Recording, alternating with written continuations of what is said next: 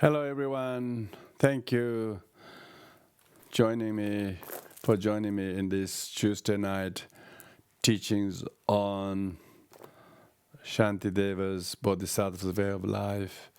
That's what we are doing currently on the chapter number 6. So thank you for joining us, the Tibetan Buddhist Society of Canberra, going live on Facebook as well as on YouTube. Please feel free to join and share and like to your friends. These teachings are so relevant to everyone. So the usual ritual, I will do the refuge prayer and the 4 immeasurables, and then short recitation of a Heart Sutra mantra, during which you can meditate and becoming one with the meanings best you understand, not just as a formality before the teaching, but it's as a practice in itself. Oh, yenda Buddha Dharma Sangha Adere Vida Ladam by virtue Ajive Handala Ajare Buddha Vuduve Yenda Buddha Dharma Sangha Adere Vida Ladam by virtue Ajive Handala Ajare Buddha Vuduve Sanje Choda Zoje Jo Namala Chanju Baradu Dani Javazuj Dagi Jin Zoye Bezo Namanji Rola Benja Zanje Robajo. May all beings have happiness and the cause of happiness. May they be free from suffering and the cause of suffering. May they know a path of happiness that knows no suffering. May they dwell in equanimity, free from attachment, aversion, those near and far. Samje damje dewa dan dewe juda and dembara jurju dunga da dunga je juda and dawara jurju dunga me be dewa da me dawa jurju yere jada dan dewe dan yam la nebara jurju may all beings happiness and the cause of happiness.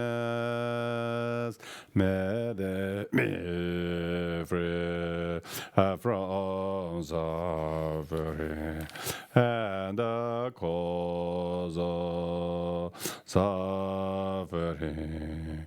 May they never bar from the happiness that no suffering. May they draw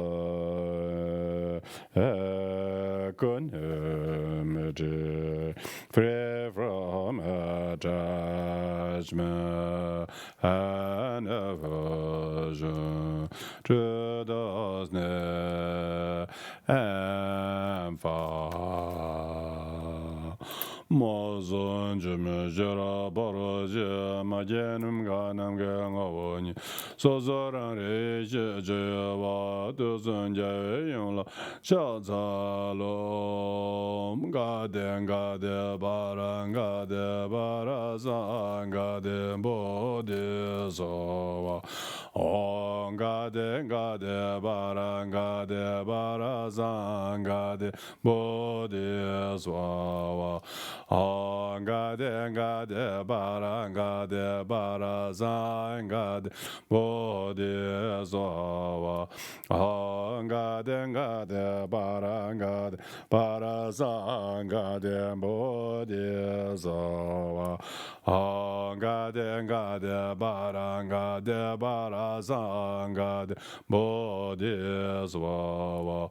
Om Gade Gade Bara Gade Bara Zang Gade Bodhisattva. Om Gade Gade Bara Gade Bara Zang Gade Bodhisattva. Om Gade Gade Bara Gade Bara Zang Gade Bodhisattva. Om Gade Gade Bara Gade Bara Zang Gade Bodhisattva.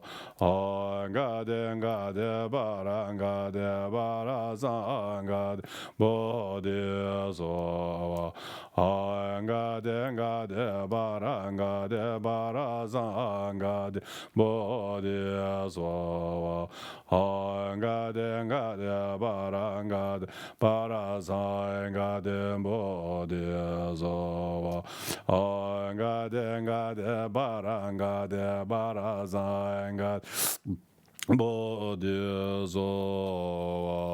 Namo Lama La Janzala Sanje La Janzala Chola Janzala Gende La Janzala Yimjima Shiraji Bara de Jimala Janzala Jana La Janzala Tudane Wale Daja Gende Metsida da Jibayi Chitang La Yangba Jajinji Yimjima Shiraji Bara de Jimadun Asam Hila Sang Zikadan de Jive Tudane Wale Dudi Jala Soba Shindoba Dejin Dagi Yimjima Shiraji Bara de Jimadun Asam Hila Sam Sing Tsi Kadun Jive Tudane Wale Dan Kordan Jive Damba Chirbe Banja Mini Jodun Pava Konjasum de Gaiden Betada Yudoche Dobri Marriage Rade Shevara Joje Nama Lama La Janzala Sanjila Janzala Chola Janzala Gendula Janim Jimajera Parajimaja Kenala Janza Dodana Dena Daja Gede Betsi and the Ribaji Stang Layamba Jim Jimajera Jibara Samela Cousin you do the wallet do the Generals of a Shendoba Dejin Dagi Jimajera Jipara the Tamilas and Sikazan you do the wallet Tankodan Jiva Tambajer Banja Mindi John Baba Conjos and Yaka and Medada New and always Raude Shiva Juji Namalama La Janzala Sanjala Janzala Genela Janzala Jimajera Jibara Jimala Kenamla Chanza to Donald Devon Dazaka de Betsit to produce Sangula and Jimjimajera Jitan Samahilas and Second Jiva to the Nevada to the Jealous of a Jendo, the Dagi Jimajera Jibara, the Samahilas and Second Jiva to the Nevada Tankodan Jiva Tambajer Banjamin Deva Chadun Baba Conjos and Jaka and Bedada near the Jella and over Jim. Shevra Juja Rabda Shevra Juja Zobe Chanja Juvala Pazan Zoya Pardo Jubat Neva Jivan Zentus Taptan Japtan Tava teaching Eva Jingwan and Semnian Dugelena Dodo Zo. So, welcome back everyone. Thank you if you're joining continue regularly or you just happen to join in inadvertently, you know.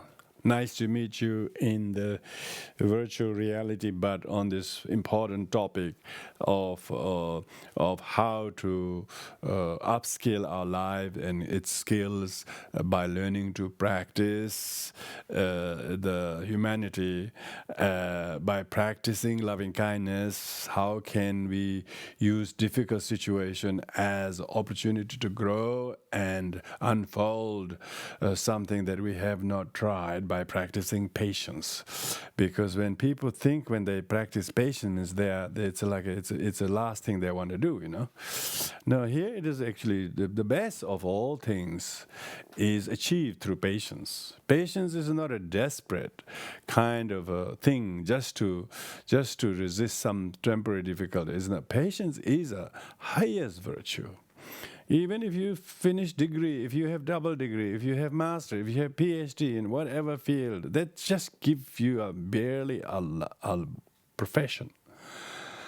But even for that, people are very patient. But here we're talking about how to develop emotional resilience in order to know how to conquer our own irrational impatience, angry, hateful, resentful, negative mind. It is the most powerful lesson that we can learn is if we practice patience. So that's why the celebrated Indian master Shantideva has devoted a very, very big chapter as a part of his Bodhisattva's way of life. Bodhisattvas meaning the spiritual warriors. Spiritual warriors' main enemy or main kind of rival is their own uncooperativeness. Their own ego, their own irration, their own hostility, their own resentment, their own kind of aggression. That is one who wages a war to that is called Bodhisattva. Bodhisattvas are not waging wars. They're not kind of warriors that go and try to hunt and find the enemy out there and then, bring their head, so to speak. Bodhisattvas are one who is always cognizant of his own mind. He's always training his mind so that all his negative thoughts are identified, highlighted, and quashed. And in doing so, he has to be very patient because he didn't realize how much a troop he is against. There's so many well-funded, or if you like, well-armed negative habits and propensity from way many years ago, It's not just recent habits. It's the impatience and intolerance and resentment, not liking things, become very dissatisfied, and, all of a sudden you get crook. All these kind of things has been there quite a while. So therefore, one's warrior here is a warrior is one who knows exactly who the enemy is. It's invisible enemy. It's not people. It's not things. It is one's own bad thoughts, bad emotions, destructive emotions. So that's why we are going through this step by step. And so last week we finished with the two verses talking about how to be patient with the enemy who is happy.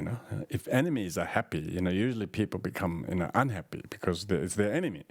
But if you learn to be happy when the enemy is happy, then you are actually deleting your enmity towards them. If you can't happy for them, because you wish may all beings have happiness, and then when somebody is happy, you're miserable. So that's going completely against. So when you remember that you actually wish everyone to be happy, and your enemy is included. If enemy is unhappy, enemy is happy, that means they will have less problems. If they are happy, then you should rejoice, and that rejoicing the enemy's unhappiness, enemy's happiness, enemy's success, or good qualities, what they are, and they are a cause of your tolerance. So we finished that with the verse number 80. And tonight we will now start on on the next chapter, next point, not next chapter, next part. So how to be patient with if enemy acquires material wealth. So material wealth. So it talks about how to be patient by thinking that it is your own resolution. May all beings have happiness, cause of. If they gain material wealth, if they get respected, if they become famous, if they become successful, is it not that you have wished them to be happy? And so that's why verse number 81 says, if you truly wish that beings be enlightened, if you really say bodhicitta prayers at the beginning, may all, I'm going to do this meditation in order to establish all beings into enlightenment. If that is truly your wish that beings enlightened and venerated by the triple world, maybe they are revered by all the people in formless realm, humans and whatever. If you see that, when people are making very wholesome and very kind of generous remarks and in favor of them, and they are succeeding to reach some better ways, why oh, are you in torment? Why are you miserable? Why you are miserable? Yeah. Say somebody's talking about good things about somebody, and if you feel tormented, it really shows that you are going against your own aspiration. Your own aspiration was so that sentient beings are happy, and when certain sentient beings are happy, if you could not be happy, then that's the problem.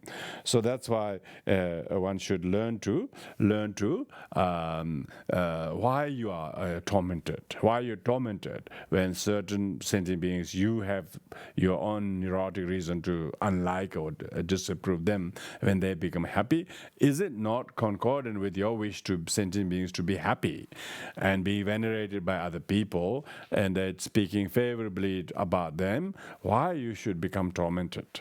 The fact that you have the torment, you feel miserable, you don't like it, you don't approve of it, is because you have enmity.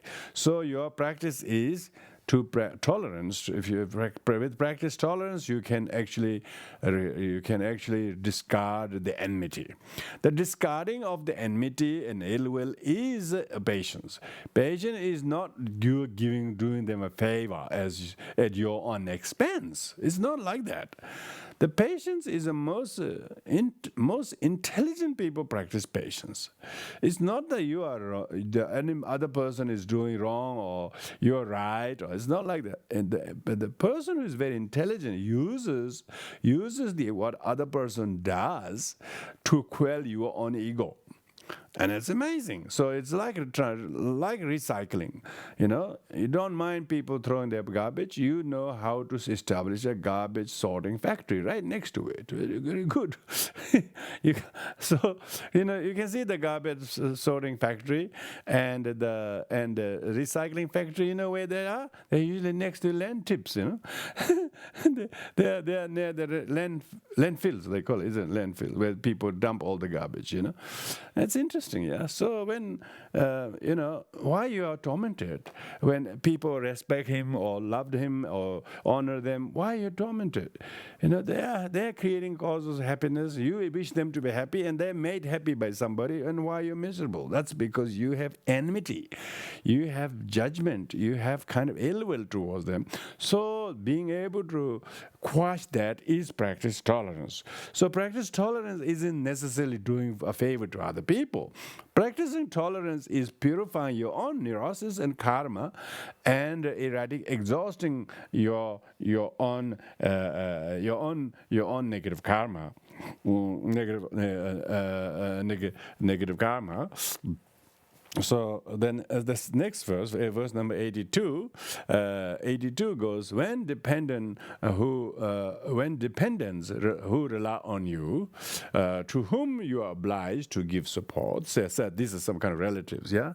When your own loved ones, your siblings, they rely on you, and they are really obliged to, and to whom you are obliged to give. You say your daughter says, Dad, can I borrow your car? And you say, okay, yes, you just let her have, and find for themselves the means of livelihood. Will you not be happy? Will you once again be angry?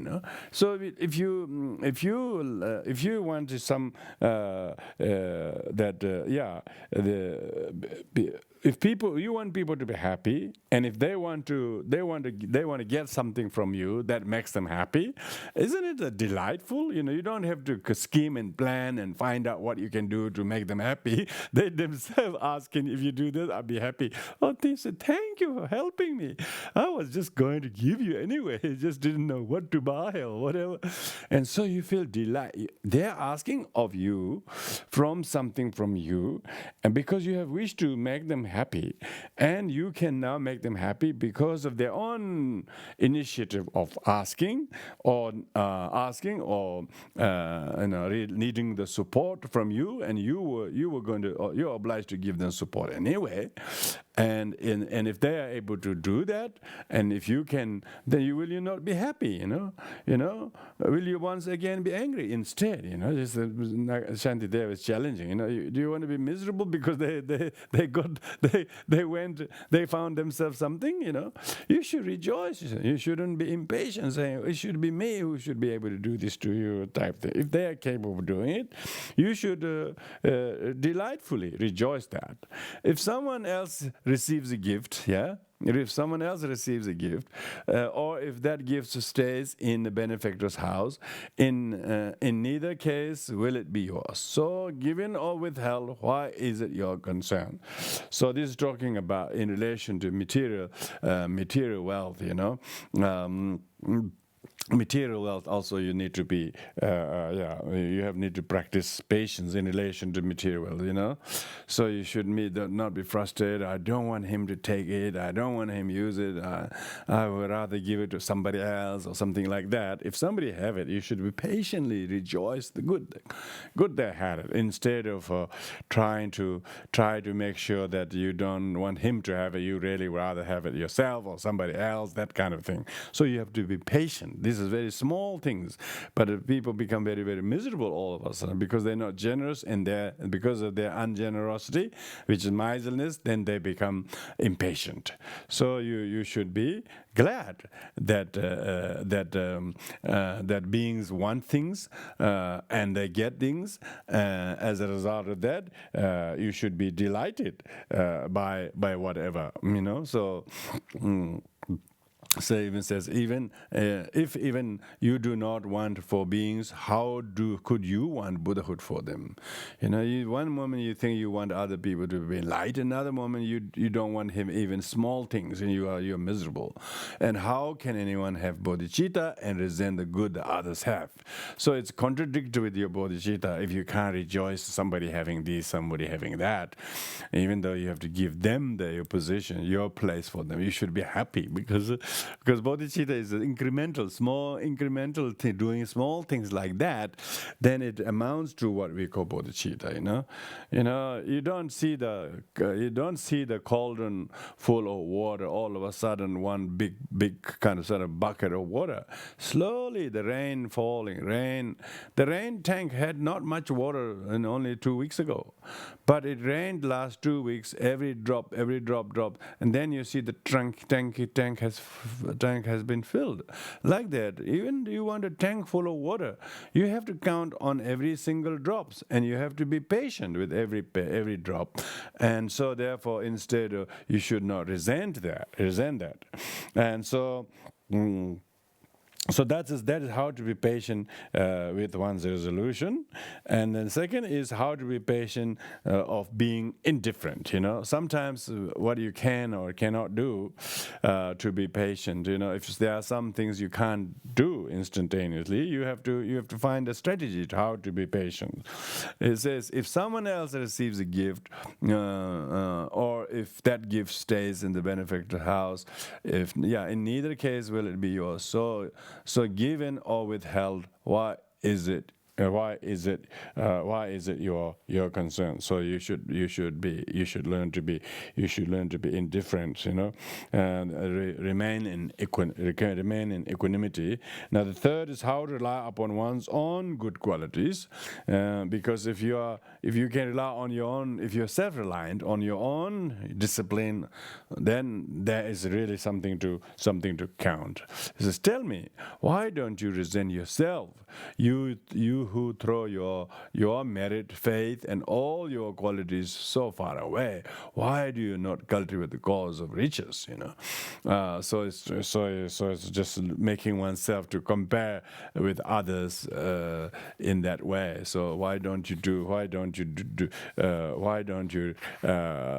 you disregard or discard the merit arise from precious giving and so on? So next one is how to discard competitiveness towards other people. Because if you're patient, you will not be competitive.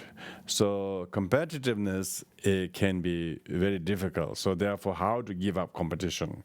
The next verse number 86. All the evil you have done, you cheerfully neglect to purify. And do you further wish to match yourself with others who have earned their merit. So this is talking about why don't you why do you not lack why do you not only lack regret at previous negative sins, negativity, such as taking what was not given, which is cause of really being unable to obtain merit, but still you wish to compete with others who are accumulating merit, which is the cause of successful material gain and benefit. It is unsuitable to compete. So if competition is desired, exert yourself in accumulating heaps of merit, which is the cause. So it's talking about how to discard competition with others. You yourself should deliberately emulate the good the other people are doing. Now the next part is how to develop patience for interference with what one likes. So usually that's what it is. People think they cannot practice patience because someone interferes.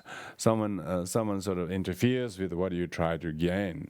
So for that there are two sections: how to be patient at interference with the enemy's suffering, and so in this case, how others cannot be harmed by wishing them bad. So verse number 87: if unhappiness befalls your enemy, say if someone like that you don't like is unhappy, why should this be cause for your rejoicing? Ordinary foolish people say that. If something happens to someone you don't like, you think you are happy because they now got problem type of thing. The wishes of your mind alone will not, in fact, contrive his injury. So you are holding that kind of ill will towards somebody, so much so that when some unhappiness feels to somebody, why should you endeavor to become joyful and delighted by that? So it is really the verse number 87 is talking about your thinking like that will not harm others. If they are being delighted by something, they will be delighted. If you're miserable on the side, then it will not dampen their happiness.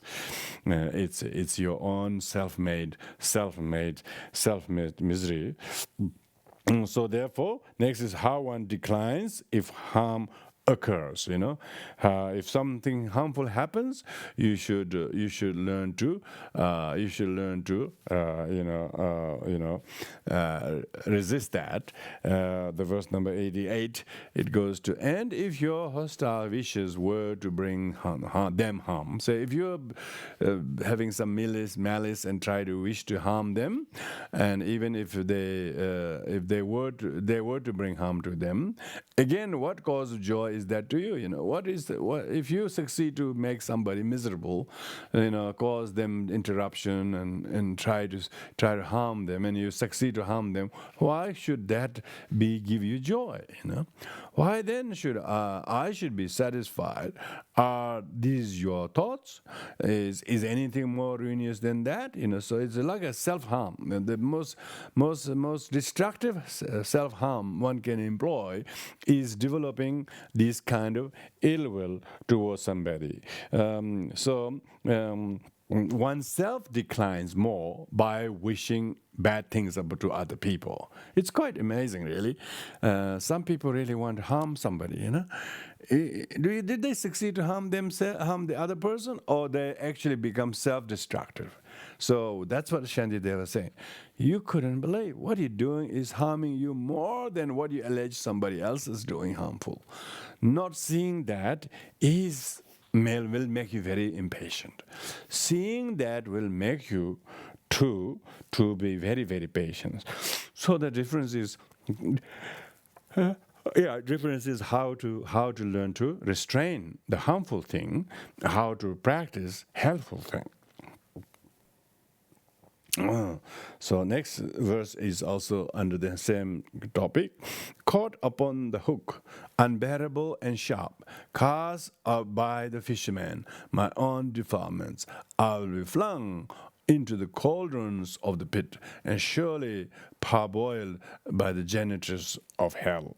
So this verse number 89 is very much talking about that how one's own affliction is like a fisherman, our own afflictions is the one who casts the kind of net or hook that is very unbearable, sharp tooth, like whether sharp mouth or sharp, maybe aggressive weapons or physical whatever, is that one's own defilements is the most, the actual weapon that harms oneself. So it's like throwing myself into the cauldron of the hellfire's pit, and then where you will be constantly cooked and harm oneself. So this verse number 89 is very much talking about how much self-harm that one will bring, because one is going to experience terrible suffering being boiled into such things or dragged about in molten ground and so on. So therefore, if you find yourself being very, very angry and try to do negative things to other people, there is no greater self-destruction than by doing that. So therefore, one need to exercise restraint from causing harm to others. It isn't so much the question of what they harmed you, because their harm cannot be really that devastating. But your ill will and resentment, retaliation, it would be even doubly more harmful to you. Even the harm that you allege the other people have caused to you is not caused by them. They have only conditioned it. The most severest of harm will be caused by your resentment and ill will subsequent to their doing. Now the wise therefore have to focus not on what other person is doing harmful to you, but what kind of counter ill will and retaliation you are doing to waste, going to cast that fisherman's sharp hook on your own self, and thus bring yourself to the self-brought hell on you. So it's very, very emotionally cognizant of the consequences, and what type of consequences if I practice patience, or if I practice self-control, or if I just retaliate. So the childish people who do not have this wisdom choose the latter. They retaliate. They try to prove wrong how much they harmed me, and they will do great length to prove that. And they try to rally all their deluded friends and waste all their money and to hire lawyers, and then go on to that kind of deluded sentient beings. They don't realize. Your suffering is caused by your own negative actions. It may look like somebody is harming, conditioning outside, but actually they are just the messengers. The actual messages is sent by yourself. So be patient. The more patient that you have in not retaliating at them, that much you will not be hooking yourself as a fisherman. The fisherman is eventually going to catch himself. Some fishermen, and not all fishermen for some reason, some fishermen spend all 20, 30 years making a living from catching fish, and they actually got killed while they're fishing. Why? Because they've been creating the cause for all their life. Maybe they could have served, they could have found another way of making a living, but they never. It was easy. They could just prey on this, selfless fish themselves living in peacefully underwater. We go deliberately early in the morning, climb on rocks, take boat there, very big net, very big kind of fishing tier, and you do this so many times. Here is talking about hell in next life, but here you will be in this very life. You could be drowned in the sea one day and never return. And that's what happens. Why? Because he's so patient with the weather and cold and other things, but he's not patient with his own desire, craving, and easy way to make a living. By preying on helpless sentient beings. So that's why it is this verse number 89 is talking about how one declines, how one's self degeneration is caused by harming other living beings. So you're actually earning a space yourself in that very cauldron that you don't want to go in the first place. Now the second is how to be patient at interference with one's own praise and fame. So now this is looking at more like you oneself, looking at how because people are so attached to fame. And he says how your fame lacks any benefit, so you should not get too impatient about not getting fame, because the fame that you're so seeking is actually lacks any benefit. Therefore, verse number 90 goes to say, the rigmarole of praise and fame serves not to increase merit or one's span of lives. So meaning that if you have in recent years become very famous or very well loved and popular or whatever, and yourself trying to get attached to those, even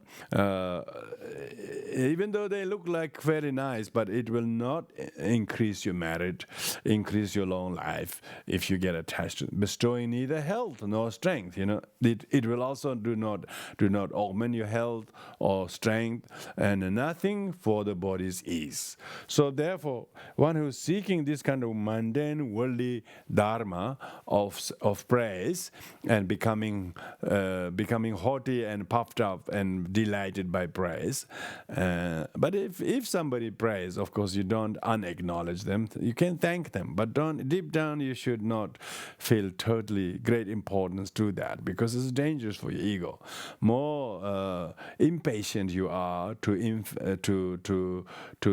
unpopularity, and more attached you are to popularity, that much you're gonna fall.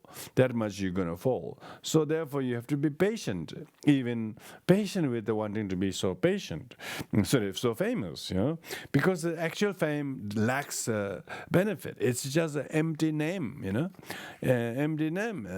Maybe a couple of hundred people claps your hands and they cheer you up. You think you're so great. All of a sudden, your face turns red. I don't know why that is the case. Why your face turns red is maybe it's forecasting a danger in the future. So you should be humble. You should hide away. Gosh, I don't. I am so embarrassed. It's not really my quality at all.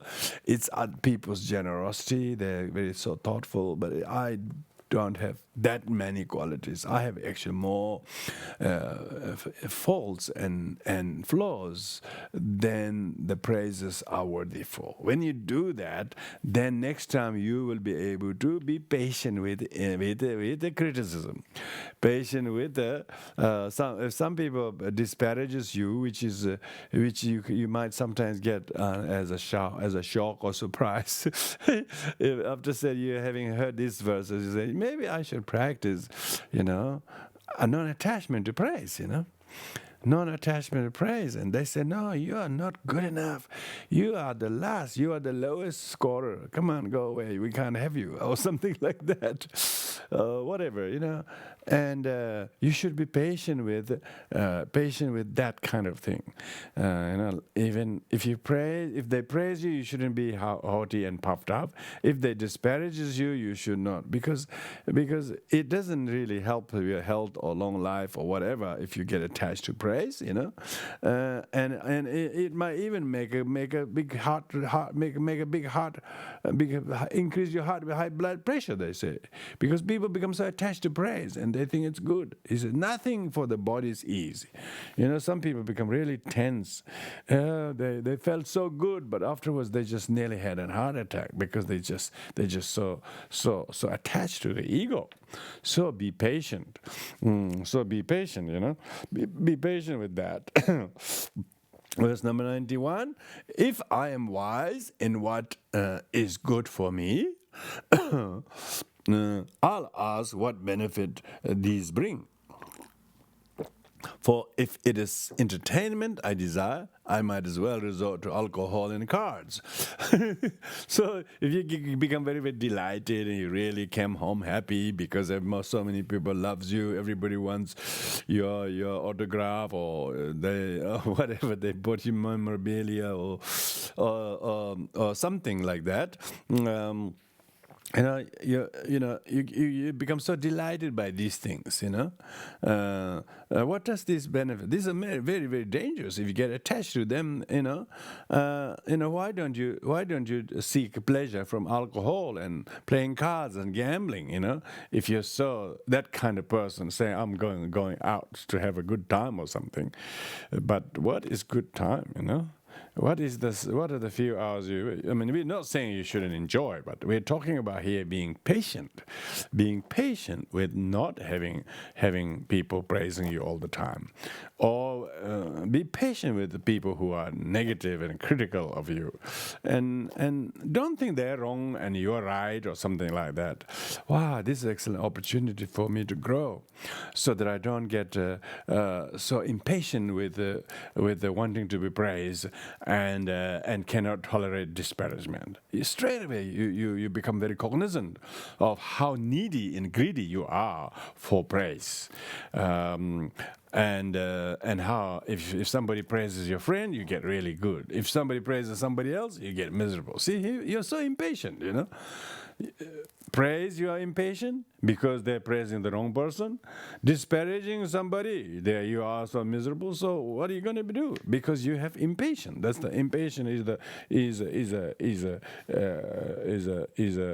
fame does not benefit. That's what it really is talking about. So therefore, to highlight the desire, your desire for fame is deluded. That's why I call fame is a worldly dharma, they call worldly kind of pursuit.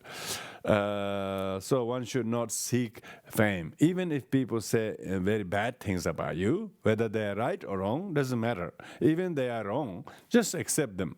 Just accept them, because if you desire for fame, you are not a patient person. Because much of your problem comes from not being able to tolerate bad names from you. Bad names is possible, because if 10 people look at you, you try to do something to impressive, and 3 people just put the thumbs down on your performance, on your whatever, and maybe 7 liked it. But why should you worry about not getting all 10 people praising you? So maybe even the 3 person might be able to dissuade the other 7. If all of the people did not think you were good enough, that's a good object of practice, patience. Patience isn't talking about patience with sticks and brooms and stones, These kind of small things, but very, very, very, very nasty. Very nasty. People talk about high blood pressure, heart attacks. Where did they come from? This kind of enmity. He didn't praise me. And that kind of, you're so impatient with the disparagement. You're so impatient because you didn't get enough fame or any respect and things like that. They are real destroyer of your immune system. Your immune system that is into your fibers and tissues all could be destroyed. That's why the modern psychology called them afflictions, destructive emotions. They're so destructive because the person isn't able to know how self-destructive it is to be so needy and greedy for praise and so on. So one has to be very careful. So if you wonder, so therefore, the desire for fame is deluded. And this is highlighted in the next 2 verses, 92 and 93. 92 reads, we lose our lives, our wealth, we squander, all for reputation's sake, What use for words, and whom will they delight? When we are dead and in our graves. Children can't help crying when their sand castle came crumbling down. Our minds are so like them when praise praise and reputation start to fall. So Shantideva is talking about how deluded it is to desire for fame. Because your fame, your popularity goes up not because you are so good. It's just some people think you're great for no whatever reason. They're just so infatuated with you, maybe. Or some people they just biased to you. So don't get puffed up by some people liking you. They have a wrong reason. They have a wrong reason to think you are fit. And then all of a sudden they turn their back to you. You get disappointed with that. See how quickly you're deluded, wanting to desire to become famous and popular. If you are very much not loved or respected or talked negative things about you, and you should see that as a good opportunity to thank them. Yes, they are correct. I have usually very seldom I can spot and conquer my negativities. You're giving me a hand. Thank you. It's like you're performing and you want some people give you critical remarks so that you improve. Exactly. Bodhisattvas don't mind people giving critical remarks or negative remarks. Why? Because when they are able to see their weak points with the help of other people pointing you, it's like you're having a dance, rehearsing or something. Your mother and all loved ones comes and your teacher and they're all giving this critical remark. You will thank them, yeah. Then you straight away know how to change your steps, and so on. So desiring for fame is deluded, because even if you get it, it will quickly disappear. It will quickly disappear. When we are dead and when we are going to the graveyards, what use are the fame? What use are the reputation? What use are your success? All of those things. They're just mundane, worldly dharma. And again, victory, profit, even defeat. It doesn't matter. If you accept defeat humbly and accept that, it is good for you. That is patient. Patient with the defeat. Patient with the victory. Victory also you don't get attached to. Fame also you don't get attached to. Because when your fame is wavering and your popularity wanes, and and nobody wants to do things with you or for you, and it's good. That time you have excellent opportunity to accept your own condition for what it is, and do not become and be patient with the not getting fame, not getting respect. Yeah, that's what I'm talking about. Because why do people become miserable all of a sudden? There was some people were attacking you or something, and then you came home very miserable. A practitioner who's a patient with that will not be miserable. He said, "That's a great, Today I had real opportunity to practice, They say when you practice, it should be countable practice. You don't just say outer form practice. What is a countable practice is when you would least thought you were practicing, but at that such challenging time, you actually begin to comprehend what really you have to do. You are very impatient for not getting praised. And when you know that how needy and greedy you are, always looking for compliment, always looking for positivity, always want people to applaud you or whatever. It's so dangerous.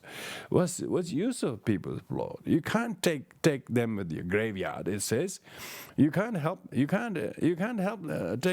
any of that with yourself.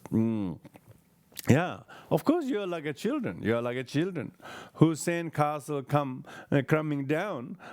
The adult wouldn't mind at all. The children think that's their real castle. So therefore, when praise and reputation start to fall, fail you, and they do not come you, that's an excellent opportunity to practice patience. Say somebody says bad things about you, if you are lucky. You're not lucky because people don't say bad things. You should feel lucky that people say bad things to you, because it takes an opportunity to practice patience. If somebody sings praise to you, it's more dangerous. If somebody says bad things about you, it's a more excellent opportunity to practice patience, because people praise you, you get attached to it. That can bring the sandcastle down many times. Then the next moment they turn their back and they're saying terrible things about you. terrible things about you. So you don't get huffed and puffed and excited because people say many nice things about you. They're like sand castles, So don't get attached to them. Not becoming attached to such nice names and respect to yourself is a practice of patience.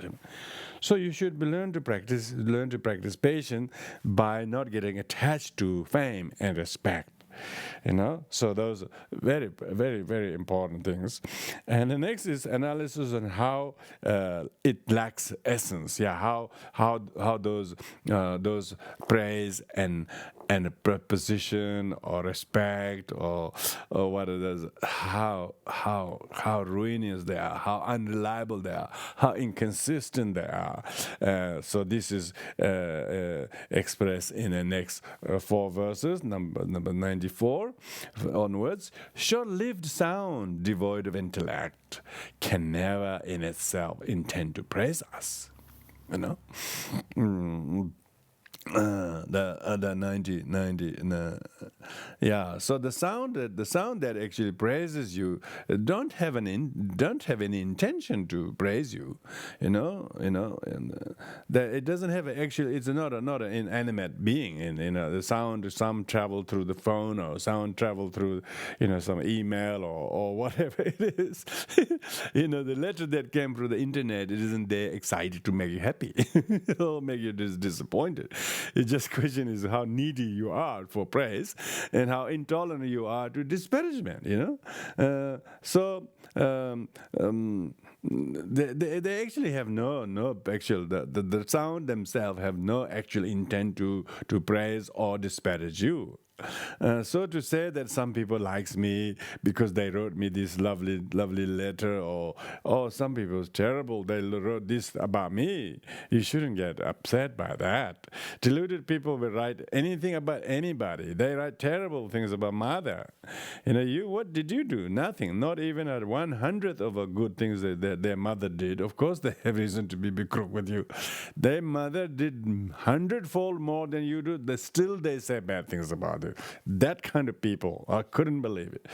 Reason they are so negative is because they are so negative about their parents, and then they could not handle or see another good people because they always think that's their parent like, So they have problem wherever they go, whether the boss or colleague or another partner or something. They just keep bringing that their father or mother with who they did not get on, then they just keep imaging that onto other.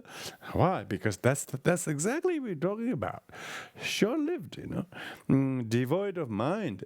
They cannot harm you, but. So it's the joy that others take in me, you say, are these the shoddy cause for pleasure.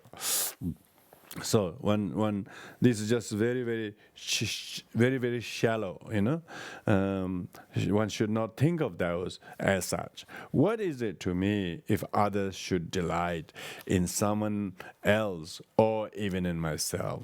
Their pleasures theirs and theirs alone. What part of it could be for my enjoyment? So it's talking about it. What's the use? What's the foolish use of us becoming so involved? To the extent that person praises me, feel happy. You feel happy because people praise you, and I might think that I feel that I will feel happy because their happiness has transferred to me. And it's ridiculously needy. But this is not true. This is their happiness has not transferred to you, and happiness in other people's mind cannot benefit me or anybody else, and therefore it is only experienced the person himself alone, because happiness has no physical form. They cannot give a piece of it to anyone. What part of it could be my enjoyment? So therefore, it's very important. If I'm happy at the joy of those who take delight, then everyone should be a source of joy to me, That's right. So why are you so miserable not being able to rejoice others, because others are so many and you can always rejoice because there's so many other people?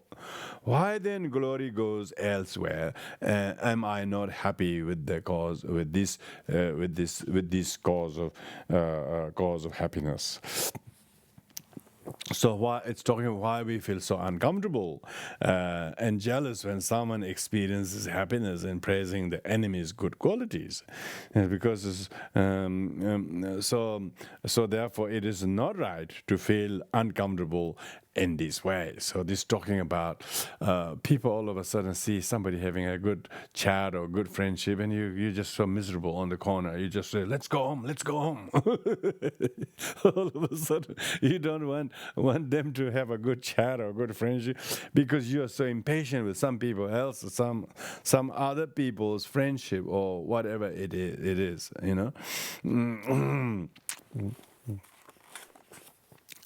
So that's number 96, and also 97 also goes on under the same point. The satisfaction that is mine, from thinking I'm being praised, is unacceptable to common sense and nothing but silly ways of children.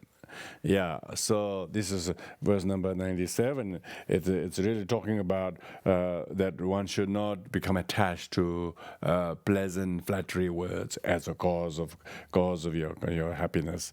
Why? Because the happiness of others people's mind cannot be transferred into me, and feeling joy and pleasure when praised, respected, and flattered by others cause of defilement. It's actually, if you get attached to their praising to you, it will engender your pride. So defilement does not engender peace and happiness, and yet you think that your arrogance will. The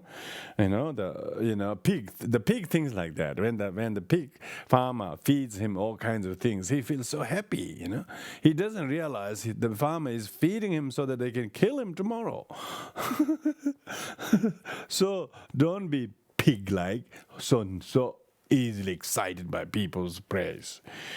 It doesn't mean that you should be negligent of other people's kindness and so on. Even though it is people's courtesy to call you nice, and you acknowledge them, but don't get too attached to them, because if you get attached to that praise, it is an affliction. If you become so good because people praise you, it is a pride. See, double demerit. So you have pride on one and attachment on another. And when next time when somebody don't praise you, you can't handle it. See, anger. So all the afflictions will be perpetually created by your lack of patience. So when you analyze these things carefully, there you realize one should not be so needy for praise and compliment and nice things.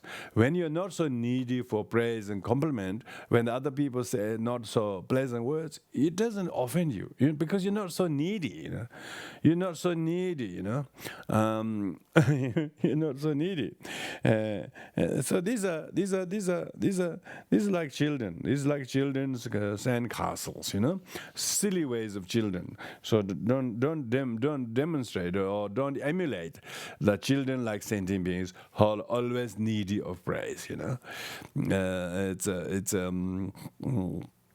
In this kind of very worldly dharma, people always like that. Always, they're furious all of a sudden. They're angry another sudden. All of a sudden, they're so happy. They're so friendly, and they're so childish-like. It's like always talking about little things that make them happy. And I'm happy. I got these. Bodhisattvas are patient. They're not looking for this kind of troubles. You have enough trouble. You don't need to seek trouble from fame and respect. People your fame will go up sometimes, but it may disappear another. Not because of people's bad intention. It's just that, it's just how what they perceive. When they see good things, they'll say good things, even though you think it's way over the top. You don't really deserve it. So childish people say all sorts of things that are good about you, that you think definitely is exaggeration. Some people are so attached to you, they say all sorts of wonderful things. You shouldn't get attached to them. You should be patient in not getting attached to them. That's what it's talking about. I mean, this is...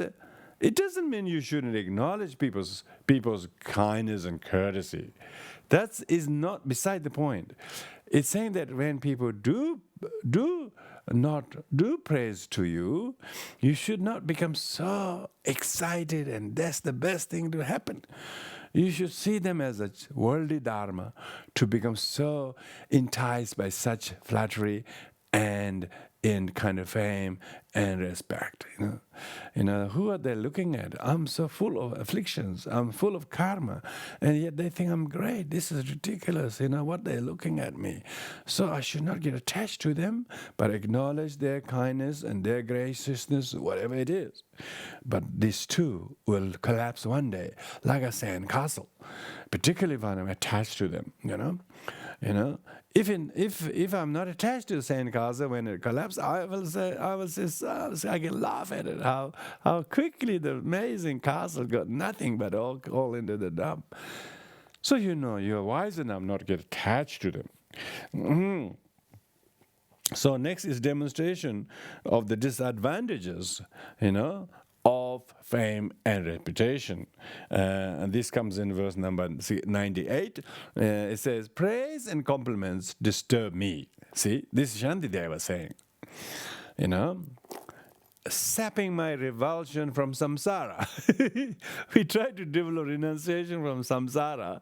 So say if you have a sap of renunciation, maybe half a cup full, all of a sudden people praise you, they say you're great, or we really need you, like people like you in samsara.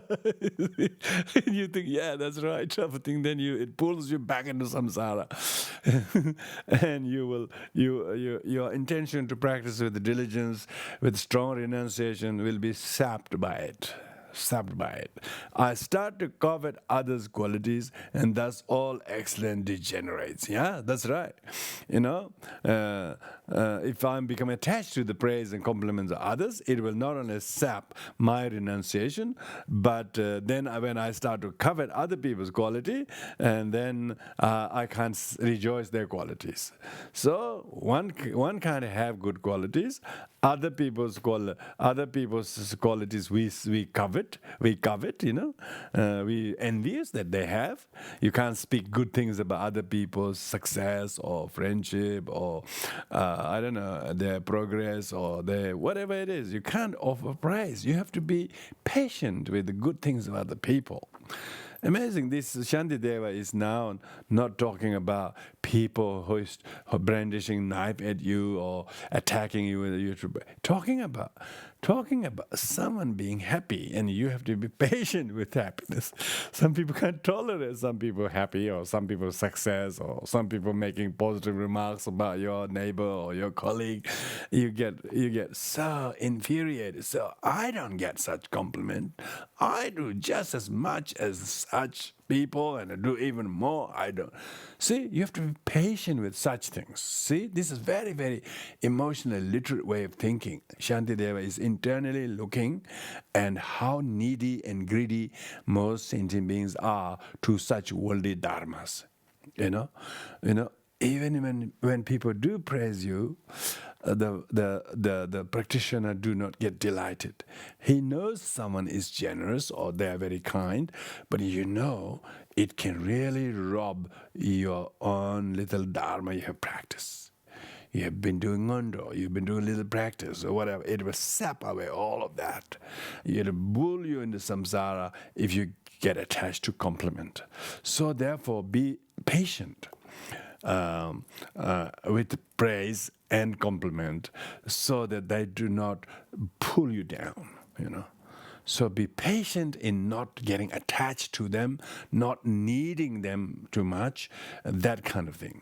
So don't try to promote yourself. And if you try to promote yourself in order to get praise, it's even worse. It's even worse because these days most people are self-promoting anyway. they go to the advertising company to self-promote you. I'm the best real estate agent. I'm best this and this. I'm the oldest. I'm the first. I'm the first.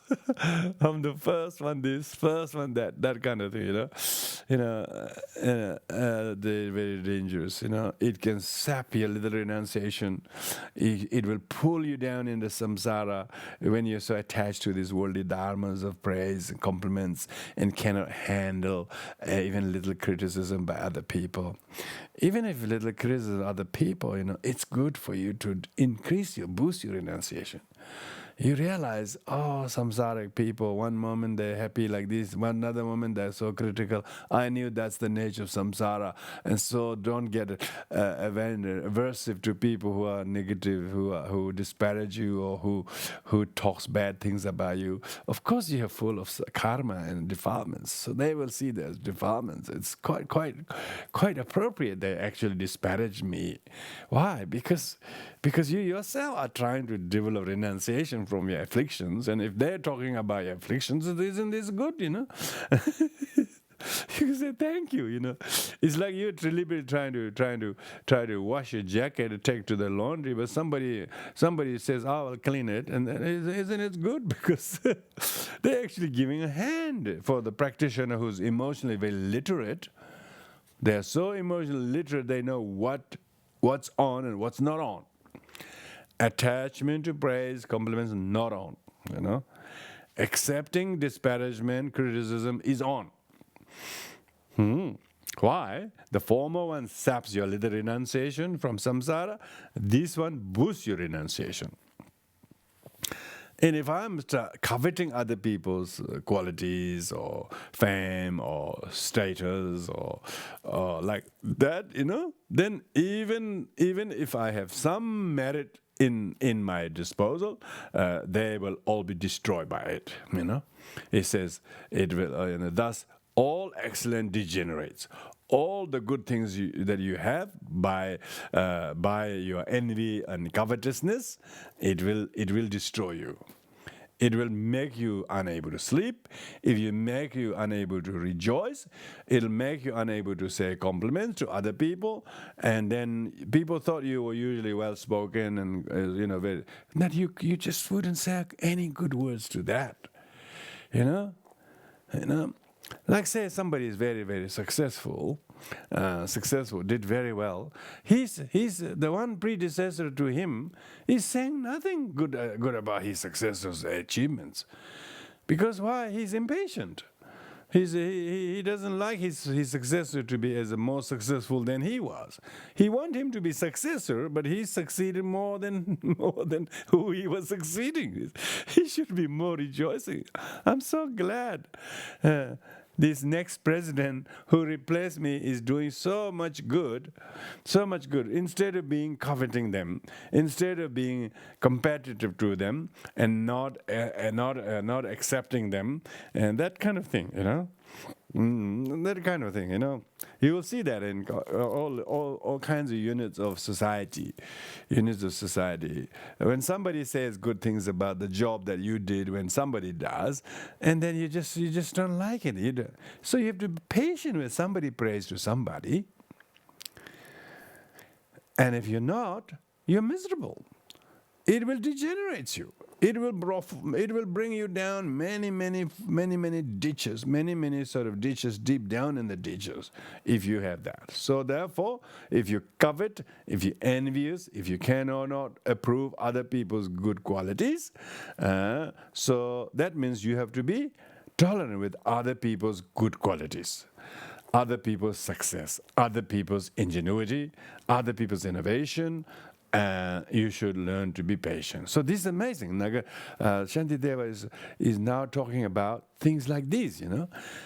People don't realize their blood pressure has increased because they're miserable, can't handle somebody else's compliment to somebody. They're not talking about patient with knives and sticks. We're talking about patient with good compliments. Compliment. Like you can't handle other people complimenting somebody or being disparaging to about your loved one. It's good if they criticize your loved ones because you're trying to develop renunciation, and they'll help you to develop renunciation. Next time your loved one is doing disappointing things, you yourself be the first one to talk bad things. So if they see some bad things, let them talk. It will good tester of your renunciation or lack of it.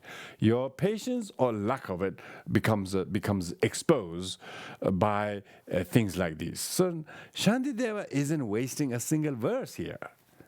Some people think his patient got so many verses. They think it's too long. They're impatient to read all the verses on patience.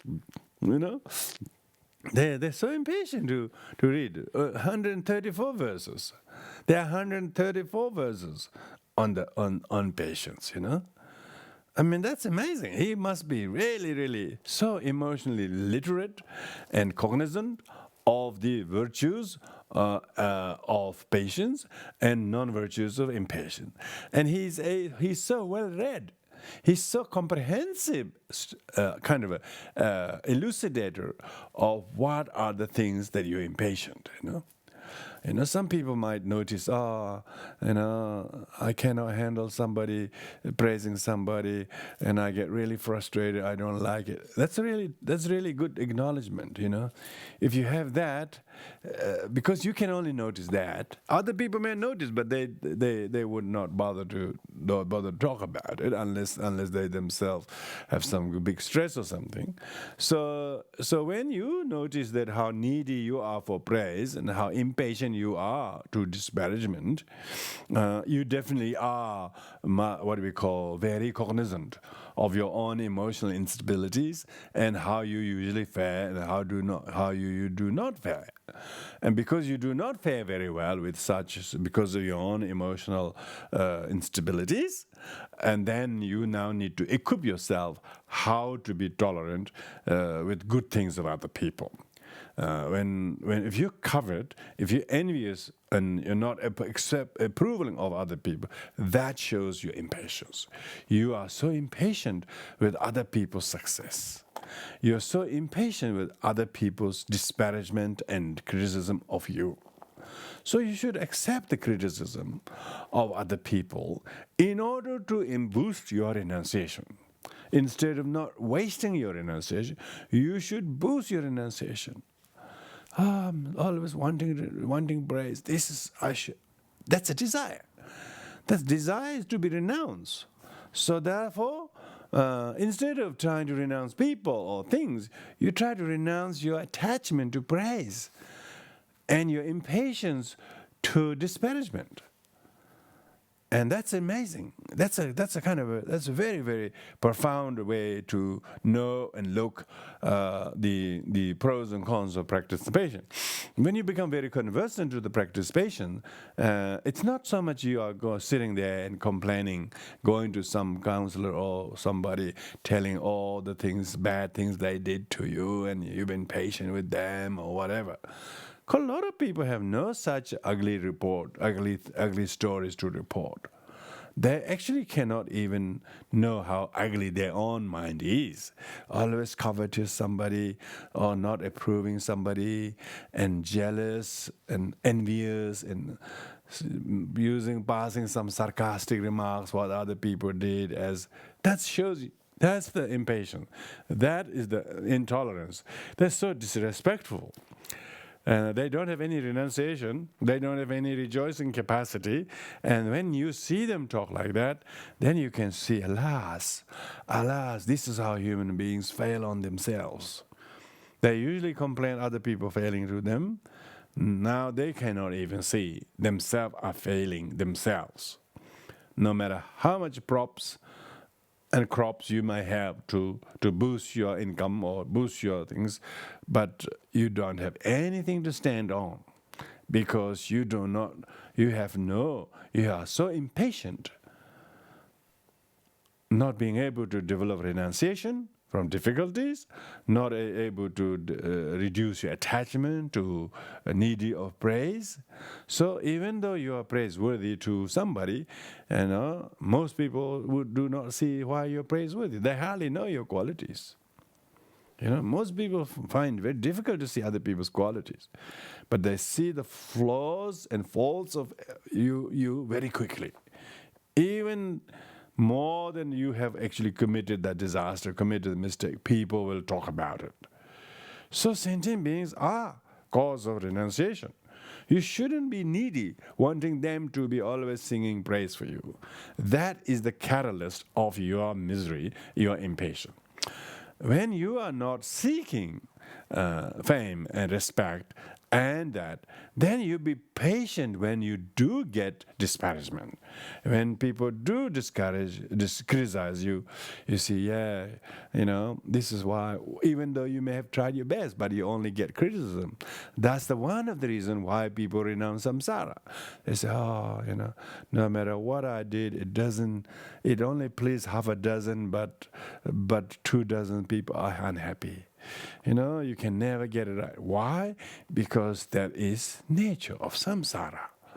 The bodhisattvas have to be so acquainted, and to the extent of not getting disappointed with samsara. Samsara is very consistent. Consistently doing the thing samsara is. So you should be patient with samsara, develop renunciation with samsaric sentient beings, and do not seek those things you have to renounce anyway, So they say you have to renounce wealth, relationship, possessions, positions. Why you are trying to get possession of fame, which you have to renounce anyway? Renunciation. So how would you progress spiritually with you have no renunciation? We're not talking about renouncing home and living under the tree and things like that. Quite a lot of ascetic people do that. We're not talking about that. These days, the society itself will look down on somebody who's begging on the street always. You might think it's a good thing. You might think it's but there are some places and times where they think you are very, very like a good hermit or good monastic or good. A lot of people will look down on you as a beggar, as a burden to the society. So therefore, it's important to be patient with everything.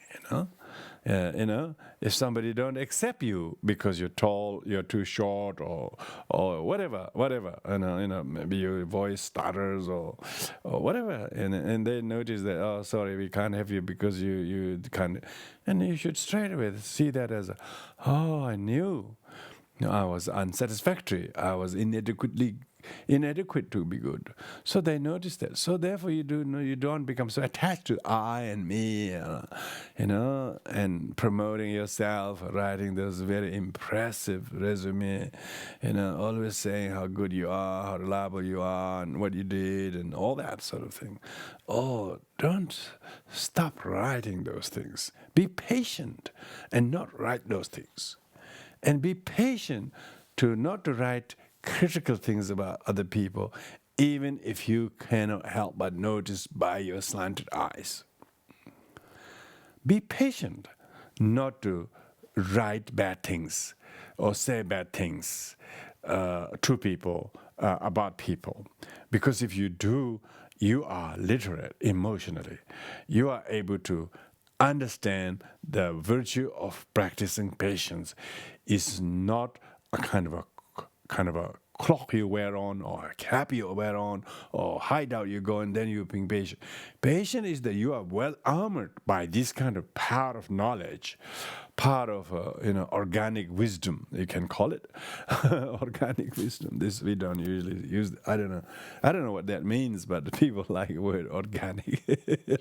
Organic wisdom, not this kind of intellectual kind of a mumbo jumbo Buddhist kind of jargon, that actually so useful. So useful not being needy for praise. So useful that one who can tolerate discouragement, disparagement, and criticism. Because you are full of renunciation anyway. And now you realize you were expecting a lot of praise from them, but they disparage you, and so see, you can now revalidate your renunciation. So why would you deliberately not succeed to develop renunciation by being envious and covetousness of other people? That's exactly what Shantideva is talking about. Mm-hmm. Now it moves to how disadvantage again by rejecting it. Yeah. Yeah. So how it prevents falling into lower realms. So that is verse number 99. It says, those who stay close by me, then to ruin my good name and cut me down to size, are surely they're protecting me from falling into ruin in the realms of sorrow. So he's talking about, if you're going through some difficulty by where people treat to you, where people treat you, and it looks like they're having such a devastating negative effect on you and so on. You should be very patient with it, because they might be actually in the long run protecting you from falling into the lowest of hells. Because if you have to endure these hardships now, and if you prove to be tolerant, then of course that tolerance would earn a merit that you will not go there. So whereas if you feel that you are needing them much, then of course you are asking more problem. One moment you don't want a problem, another moment you are actually seeking just that. So if they are harming me, or they're doing something wrong to call my name, or what important you are, ignoring you, or whatever, surely they're protecting you, because you be so huffed and puffed and arrogant, how great I am type of thing. And because you're not going to do that, you still be very modest. So that modesty doesn't prevent you from going to lower realms.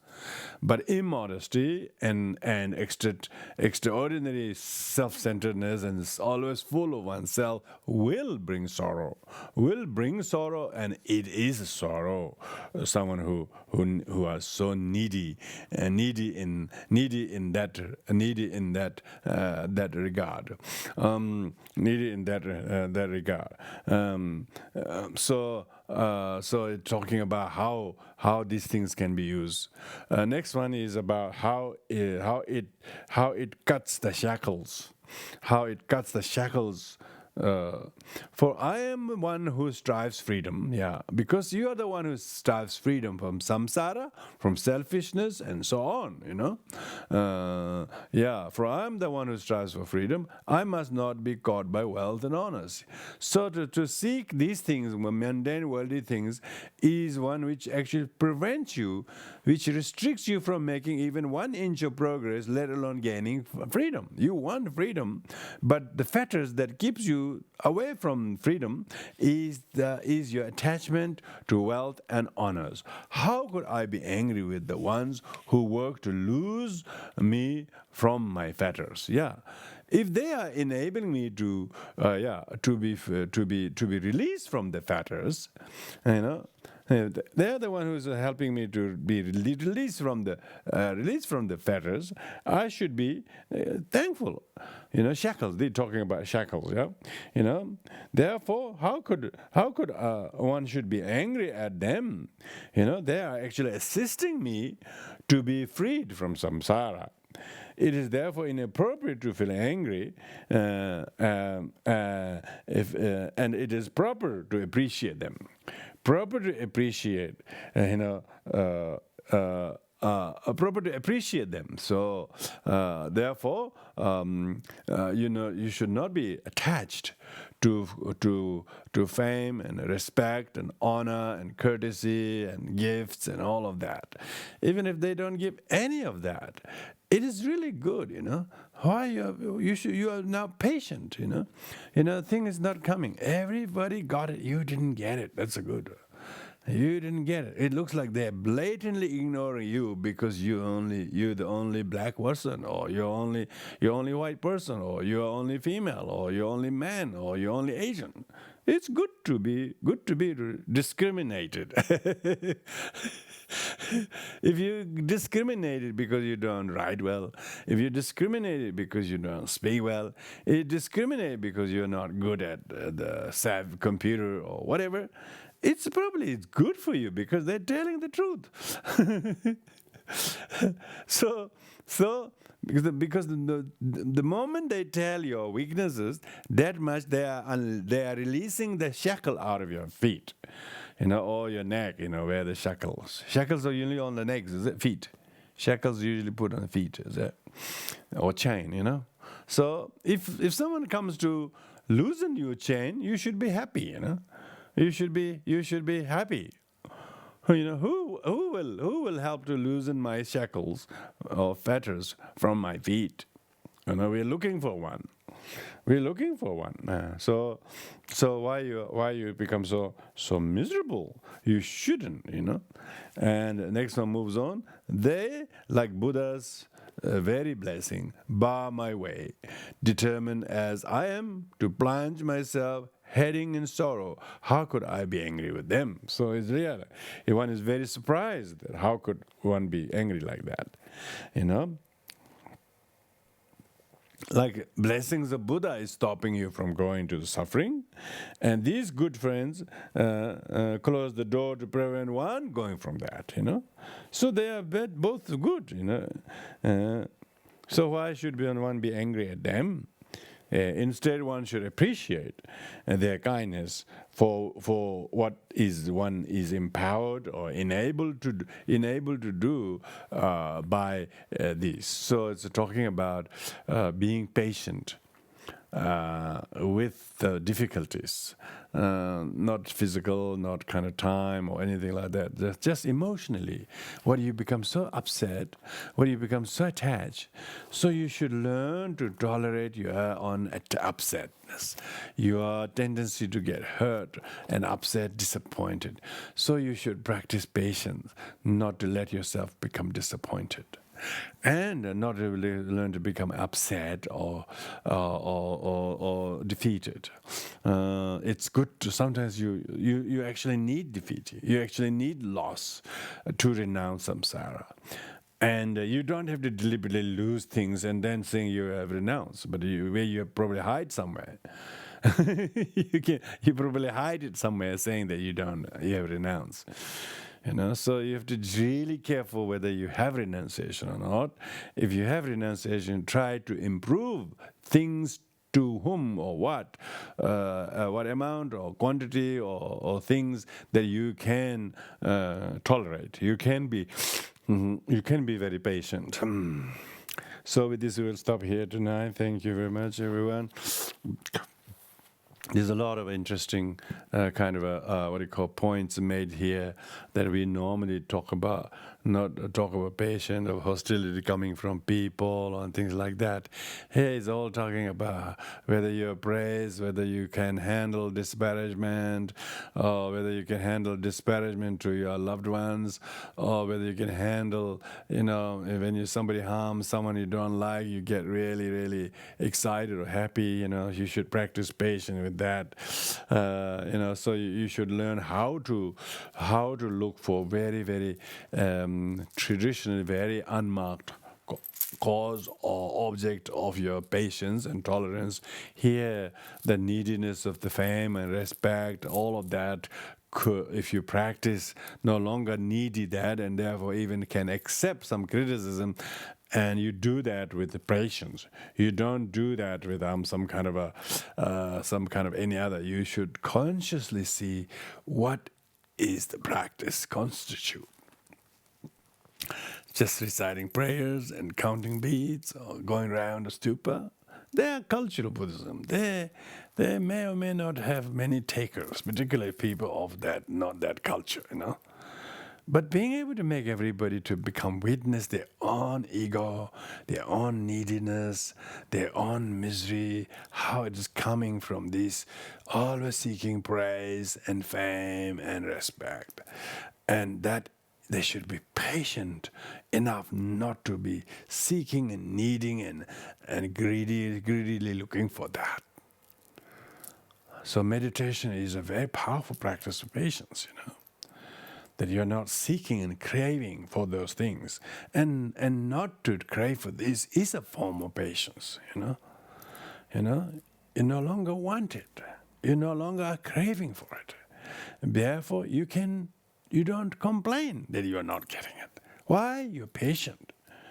The patient person who's a practitioner of patience has a lot of understanding of his or her thought and emotions and what they will become if he or she do not know how to cooperate, cooperate to overcome them very, very, significantly blessing. So with this in mind, we will conclude here, but those verses are very worthy of rereading and reflecting on these points. So with this, we will conclude here. Thank you, everyone. And we will do the dedication of merits. The merits means the good understanding and listening and comprehension that you have. Has a lot of good it will come. There are a lot of good. How can you make sure the good is kept to increase more good? And more good is by thinking of other people, where they are going through difficulties or they're so needy for fame and respect and so lost in that pursuit, and feel compassion for them. May they be able to grow up intellectually and emotionally, have a kind of formidable perspective by which then they can actually practice patience when they don't get praise or when they don't get much, because you're trying to develop renunciation, and when you have opportunity to renounce, then you have to deepen your renunciation. Why you go back to square one? Like a restless child, you don't get on with that, you can't handle that, you get disappointed, you come, you leave, you come, you leave. You have to have some degree of patience. Be patient, and then it will completely transform you. It will make you to realize your aspiration to renounce, your aspiration to practice selfless, all becomes boosted when you're able to understand the depth. So therefore, we will send these blessings and good wishes, mainly more good wishes you can send. Good wishes are good when somebody sends you good wishes, and they straight away have a positive effect on us, and we think they love us and they're thinking of me, and you somewhat feel a little bit sort of unalone and feel adequate. And we are relatively childish sentient beings. We're always needing that. But as you grow slowly spiritually on the basis of practicing, you have to slowly reduce your neediness of all these things, and that what is there is not there. You're not hunting sort of strenuously as if you are looking for a vaccine type of thing, You will have to handle the difficulties at hand with great grace and humanity and selflessly. And you can see quite a lot of people in the community are doing just that. And so therefore merit, when we talk about listening and receiving, listening and talking about teachings, is of course meritorious. Even more meritorious if we can rejoice other people. Many people do lots of heavy lifting, of volunteer jobs of various places. When you think of that and then mix that and with the merit of listening to teaching, and rejoice and thank those people in your mind, and think that will be the merit is they say if you put the single drop of water in the ocean, it will never dry until the ocean dries. It's like that. Your small merit of listening and thinking on this teaching merit, if you dedicate these, many others who have not heard this, share them. They need to learn about patience, and yet they have not heard or read anything like this. So it's good to give them, spread them. This is not kind of proselytizing Buddhism or anything like that. These are some of the amazing human values of practicing patience. Society is so lack of practicing patience. Oh, they call zero tolerance most places. It's so sad that they have to even dare to say that. Even if there are zero tolerant people, very, very irritable, very impatient, always negative, kind of reactive, and quickly disappointed, quickly takes off, when you see that, you can see money cannot overcome it, medicine cannot overcome it, companion people cannot overcome it, loved ones cannot overcome it, your fast running skill cannot overcome it, your swimming skill cannot cover it. You have all kinds of mundane, physical, sporty kind of excellence. None of them will remedy them, any of that. Only Dharma can help. And that's why we attach great attitude. Good in the beginning with right attitude, good in the middle, the actual teaching itself, comprehending their meanings properly, don't misinterpret wrongly, and then dedicating the little we learned as the most tasty and most sweet the Dharma that actually is. You never knew how sweeter the Dharma gets when you study, read, and stay consistent, disciplined to do like this. So thank you for all the merit that you have. Now we will do the dedication and send it the blessings to everyone, various places and spaces there. People go into a lot of distressful situation due to the degenerate time and a collective negative karma of harming and hunting and taking too much mineral resources and destroying a lot of environmental pollution. These are the consequences. The consequence of those greed and aggression to Mother Nature and so on have brought upon all this negativity. So let all of them be allayed by cultivating the merits. From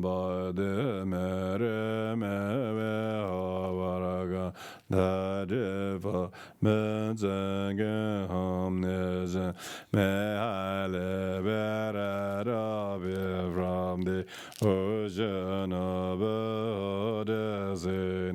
the Herenda Mahayana teaching, whatever merit I have, may all be becomes and love as to the Mahayana teaching, courage, manjushri,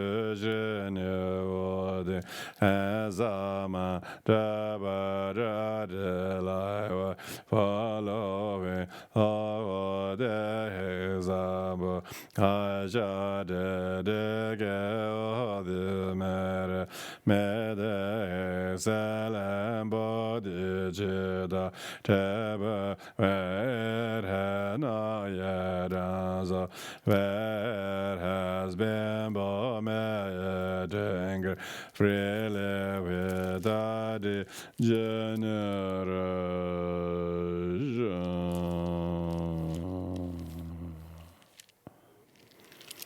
Thank you very much. Take care. Be patient with everything.